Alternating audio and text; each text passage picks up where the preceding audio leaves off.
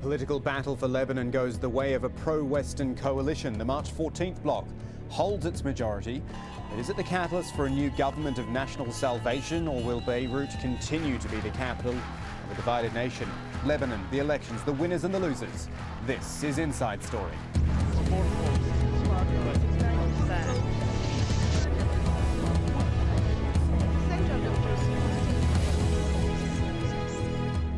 Hello there, I'm Kamal Santamaria. So we're talking Lebanon today. Barely over 10,000 square kilometres, a population of just over 4 million.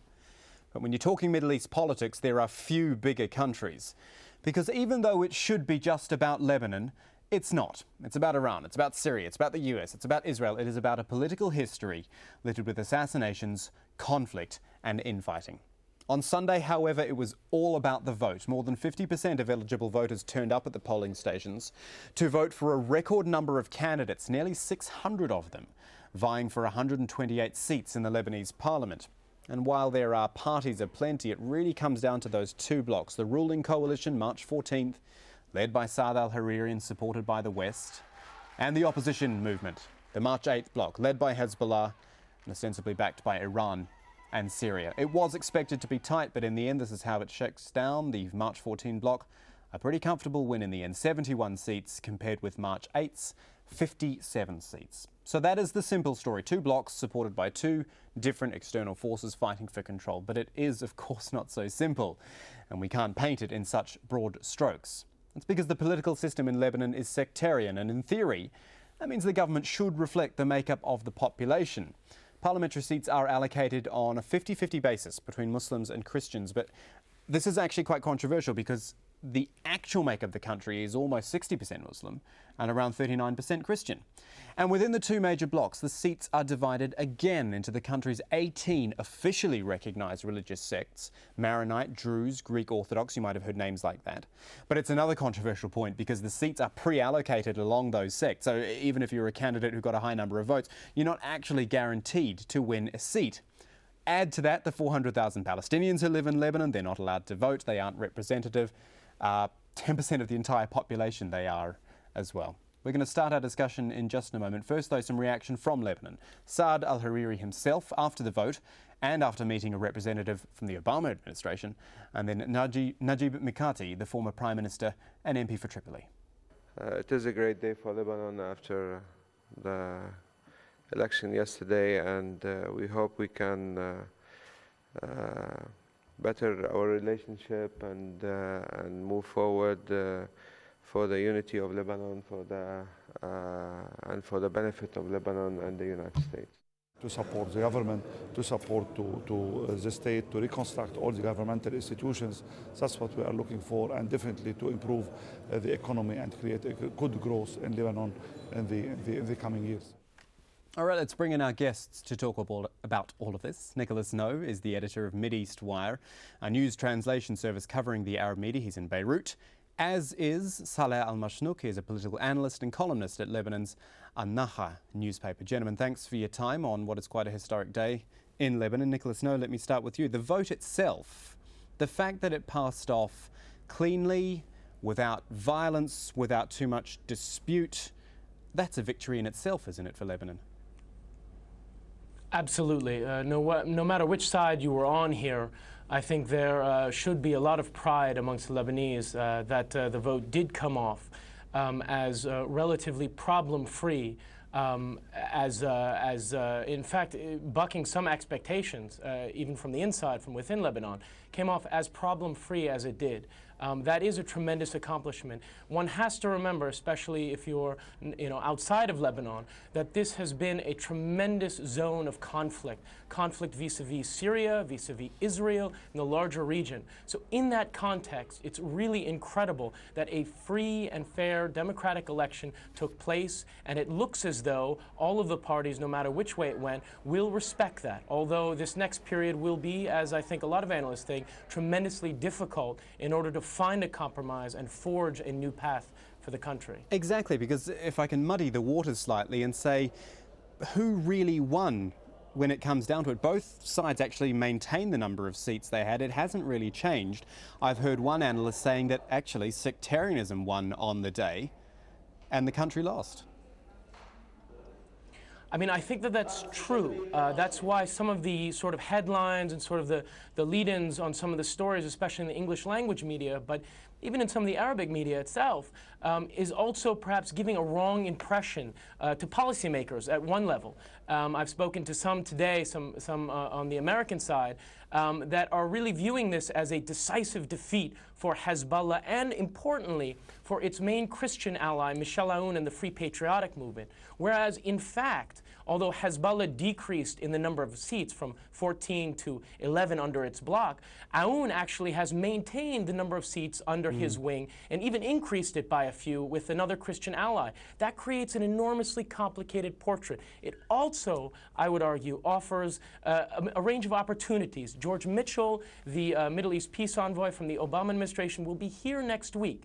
There is a new potential in Lebanon for political dynamism, for a real sincere engagement by this Obama administration, something that the Bush administration was not able to pull off. The hope is, I think, that Obama and Mitchell and others will be able to sort of push the peace-building possibilities that really do still exist here in Lebanon, even after this vote. Salah Al-Mashnouk, I was watching you in my monitor here in the studio and you were shaking your head there. Why was that? Because what my friend Nicholas said is very, very inaccurate. He was speaking about Michel Aoun. Michel Aoun has suffered a tremendous loss, actually much, much more than the loss suffered by Hezbollah. Hezbollah has still vastly the control of the Shiite community in Lebanon. Michel Aoun achieved over 70% Christian support in 2005 by saying to the Lebanese people that Hezbollah and the future movement were allied against Christians, which proved in the end to be completely untrue.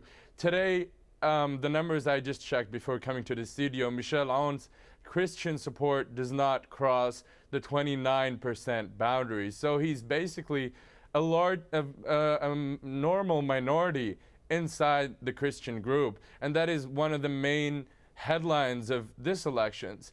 The other thing I would like to add is I don't think we should go very much into analyzing the details of this election.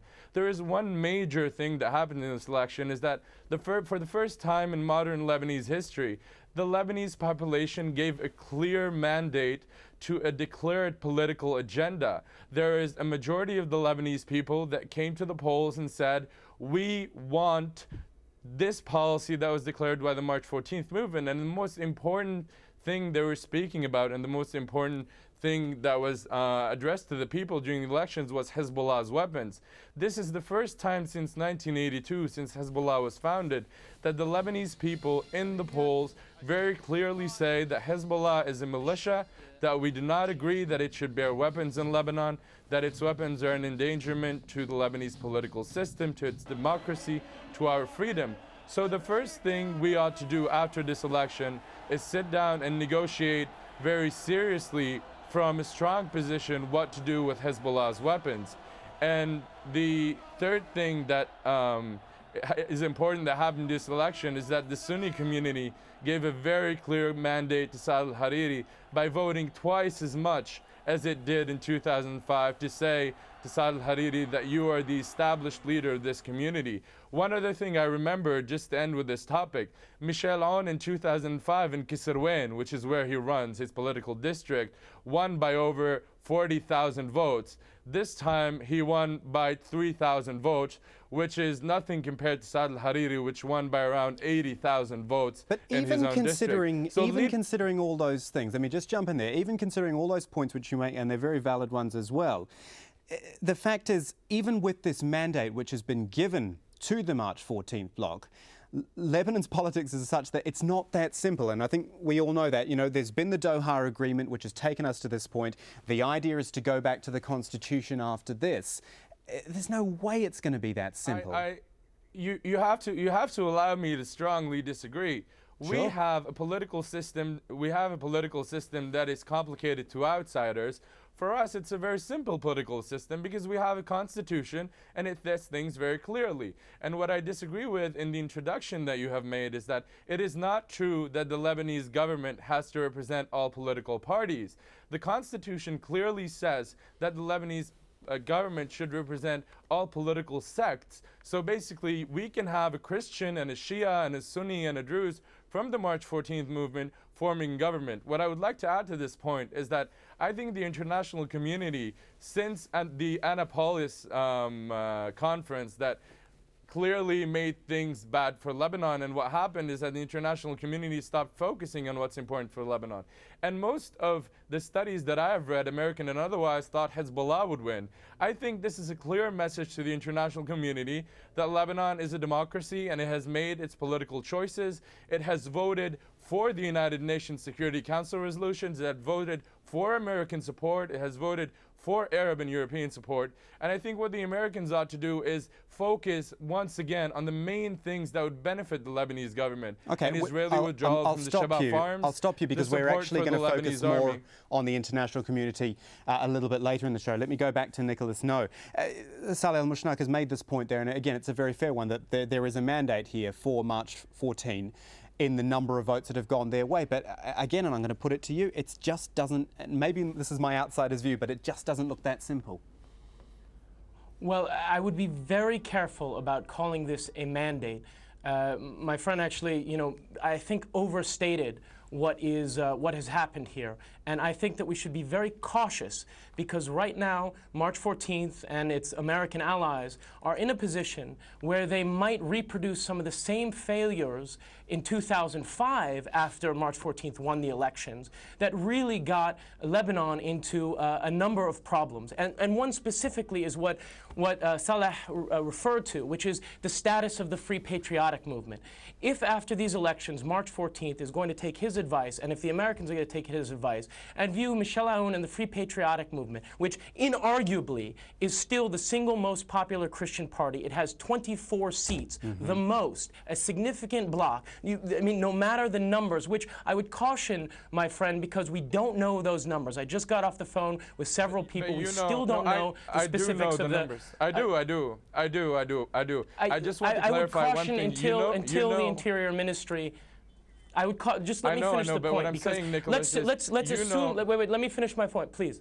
Let me finish my point, which is that let's assume you're right, and I think you are probably right, that there has been a diminishment in the popularity of Michel Aoun at the sort of overall voter level and in districts as well. The fact of, but this is where you need to be cautious for how policy goes forward, because if you think that this win has been complete and total, the triumphant sort of approach then will be that you don't have to deal with Michel Aoun. You don't have to deal with the significant number of Christians in this country who believe that there should be a different approach to the question of Hezbollah's arms. And that's why I just want to end my comments, and then I'll let you jump in there by saying that these election results offer a tremendous opportunity to the United States and to March 14th to be humble in their victory and to start to really work on a reasonable, peaceful roadmap for doing what Michel Aoun and the Free Patriotic Movement have long said they want to, and what their constituents, as you're pointing out, want, which is a reasonable, peaceful integration of Hezbollah into the state. If we can work on that roadmap, and I think we can, now that there's a victory, that's what we need to focus on. But do not exclude Michel Aoun and his supporters, more importantly. Let me just say a couple of quick things here. I think Nicholas and I don't disagree on opinion, we disagree on the facts. The first thing I said, everybody knows, including Nicholas, the division of the political districts in Lebanon. It doesn't matter how many seats Aoun have. It matters how much of the Christian community he represents. And today he represents 30% and we represent 70%. It's as clear as that. I don't understand why in every country on the face of the earth, when one loses and one wins, it's, well, Obama did not take Bush's opinion on his policies. It's the same for Sarkozy and Chirac.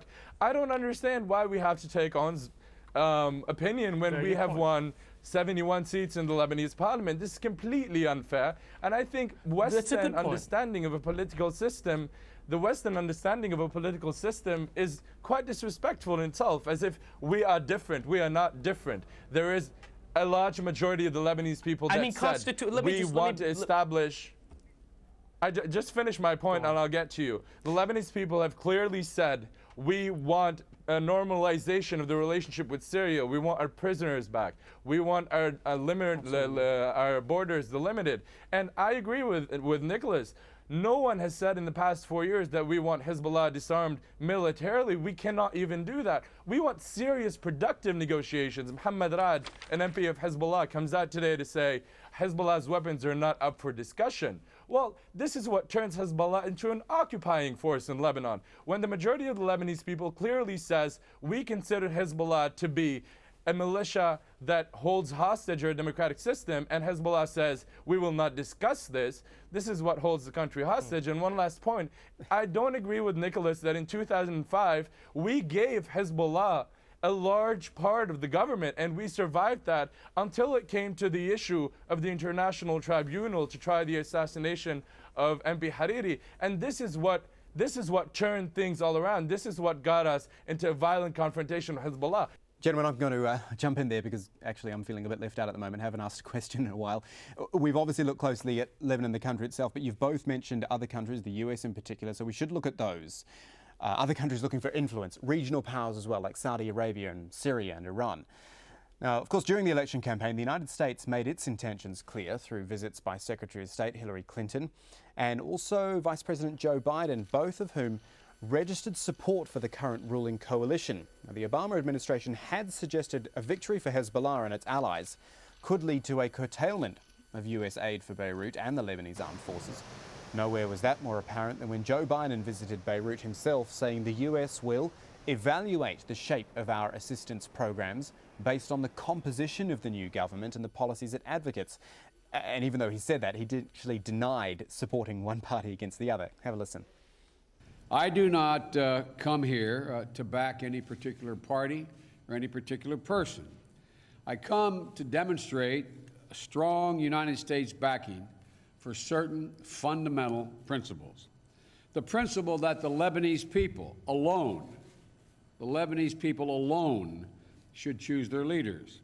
A principle that Lebanese sovereignty cannot, will be, and will not be traded away. A principle that the Lebanese state, accountable to the Lebanese people, is the defender of Lebanese freedom. Nicholas, no, this takes me back to a point I think I made in the very, very start of this program where I said this should be about Lebanon. This vote should be about Lebanon. But then you hear what Joe Biden's saying there. He's almost contradicting himself through everything he says. And really, when it comes down to it, this is other countries trying to exert influence. Why is Lebanon like this? Why does it always seem to happen here more than anywhere else? Well, I mean, we could have a 6-hour discussion on that, and I think actually I might not be the best person. I think you'd probably want to ask the Lebanese that question. But you know, there was tremendous external influence. Iran, for example, Mahmoud-Najad, which very much hurt the opposition, said you know, in the last 2 weeks that it would be a victory for the resistance axis in the region. You know, which certainly was not welcome. The other side on Joe Biden, and then 2 days before the election, you had very strong statements by U.S. officials, top U.S. officials, warning the Christians against voting for what they were saying was the wrong side, what they were calling the spoilers for peace, and warning of severe consequences. So the reason why these two major players are getting involved, because Lebanon, one major reason is because Lebanon sits on the edge of a major conflict zone, mainly vis-a-vis Israel, and it sits on another conflict zone with Syria. So it is geopolitically right at the fault lines of some of the most, you know, most dangerous potential violence that we could see in the Middle East. So that's the reason.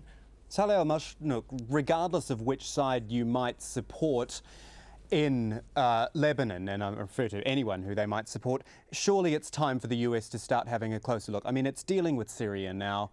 Syria's in relationship with Lebanon is improving as well. Obama's reaching out the hand to Iran. Why not the whole of Lebanon, including Hezbollah and its allies? Why not? Can you repeat that question? I'm saying why. I didn't really understand. So I guess what I'm saying is that the US seems to be reaching out all over the place. What about including Hezbollah into that and dealing with Lebanon as a whole? Well, I think the issue of U.S. policy towards Lebanon is very controversial. What I would say, it is up to the Americans to decide whether they want to deal with Hezbollah or not. The Americans have put that condition. We would strongly urge anyone to talk with any Lebanese party. I mean, I would not in a million years say that the Americans should not talk to Hezbollah. Everybody should talk to everybody. But what I'm saying is that when the United States deals with Lebanon, it deals primarily with Lebanon as a state. It supports the Lebanese army. It supports the Lebanese government. It supports the Lebanese national economy. It does not support private economies in certain areas. It does not support private militias in certain areas. It does not support private political parties with no regard to the other components of the Lebanese population. But I would like to add, in terms of the American support of Lebanon, American support of Lebanon for the past 4 years have been widely overrated.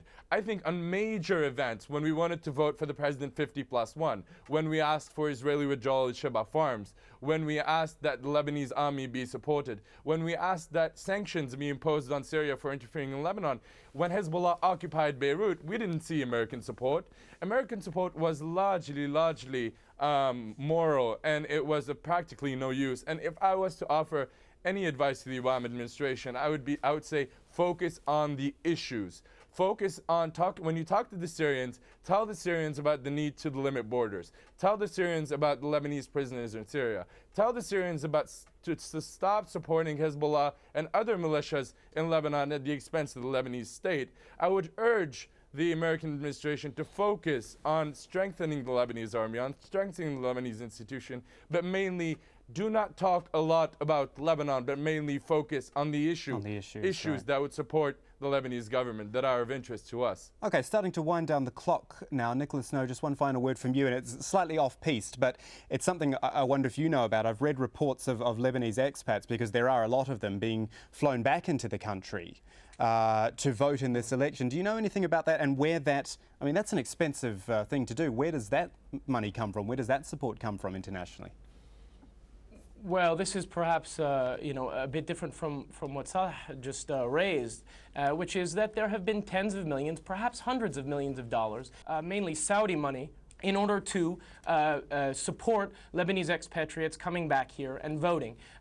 That's a part of an ugly side of these elections. But, you know, some of the other sides have done that as well. But it seems the preponderance of money has been from the Saudi side for March 14th. So that is something that has been unfortunate in these elections. I would just sort of conclude by saying that what I would caution, especially U.S. policymakers, is not to regard this election triumphantly.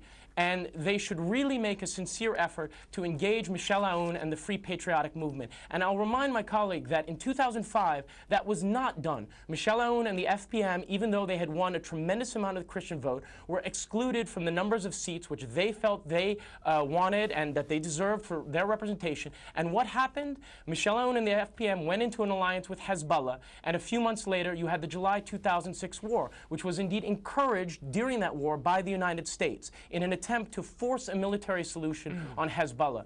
The U.S. has an opportunity now to redirect Lebanon, and I think that that's enormously important, because Michel Aoun and the Christian constituents that he represents very much want to see a peaceful resolution to Hezbollah's arms, and also to the question of exactly what my colleague was raising, which is reform processes.